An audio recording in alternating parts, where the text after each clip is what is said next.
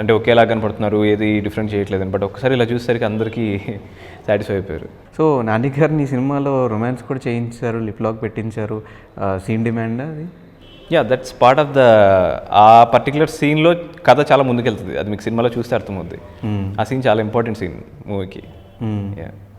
అంటే చాలామంది కృతిక ఉంది కాబట్టి అలాంటి సీన్ పెట్టారని. కాదు, అలాంటి సీన్ కృతి రాకముందే ఆ సీన్ ఉంది. కృతి రాకముందే ఆ స్క్రీన్ ప్లేలో అది పార్ట్గా ఉంది.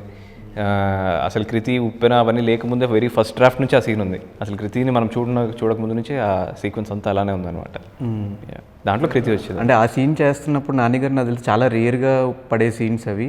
ఏమైనా షై ఫీల్ అవ్వడం కానీ ఏమైనా జరిగింది? షై ఏం ఫీల్ అవ్వాలా, కాకపోతే వీఆర్ క్లియర్ లైక్ ఏం చేస్తున్నాం exactly, what is the choreography, దాన్నైనా కొరియోగ్రాఫ్ చేయాల్సిందే కదా. సో ఏమనుకుంటున్నాం అన్నది క్లియర్గా అడిగారు. నేను చూసాను, ఒక చిన్న ఎడిట్ కూడా చేసుకొని చూపించాను. This is how I'm going to execute this scene అని. ఆయనకి చాలా క్లియర్గా దీన్ని తనకి ఏదైనా అబ్జెక్షనబుల్ షాట్ ఏదైనా ఉంటే దాని గురించి డిస్కస్ చేసేవాళ్ళు. అదొక షాట్ తీసేసాము అనుకుంటే మిగతా అంతా కూడా ఏదైతే కొరియోగ్రాఫ్ చేసుకుని పెట్టుకున్నామో యాస్టిస్ దాని వరకు నీట్గా ఎగ్జిక్యూట్ చేసేసుకున్నాం. ఆయన సైడ్ నుంచి కానీ ఈ అమ్మాయి సైడ్ నుంచి కానీ ఎటువంటి ఇబ్బంది లేదు. ఆ అమ్మాయి సైడ్ నుంచి రిక్వెస్ట్ ఏంటంటే just like make sure there is not too much of crowd. అది ఆబ్వియస్లీ చెప్పకపోయినా will make sure of that. ఎందుకంటే తను ఫస్ట్ టైం యంగ్ అండ్ అవన్నీ ఉంటాయి కాబట్టి. So we took basic care. They both are professionals and they did in a very professional way.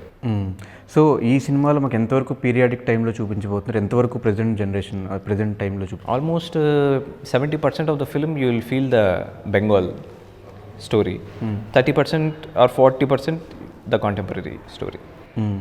So మీరైతే ground work చాలా చేయాల్సి వస్తుంది, ఎందుకంటే ఆ టైంలో ఏమేమి ఉంటాయి, ఇప్పుడు ఆ పేపర్స్ కానీ ఆ టైపింగ్ మిషన్ కానీ ఇలాంటివన్నీ మీరు చాలా గ్యాదర్ చేసుకోవాలి. సో ఆ పరంగా ఏమన్నా కష్టపడ్డారా? చాలా, అంటే ప్రీ ప్రొడక్షన్ స్టేజ్లోనే మ్యాక్సిమం R&D చేసాం.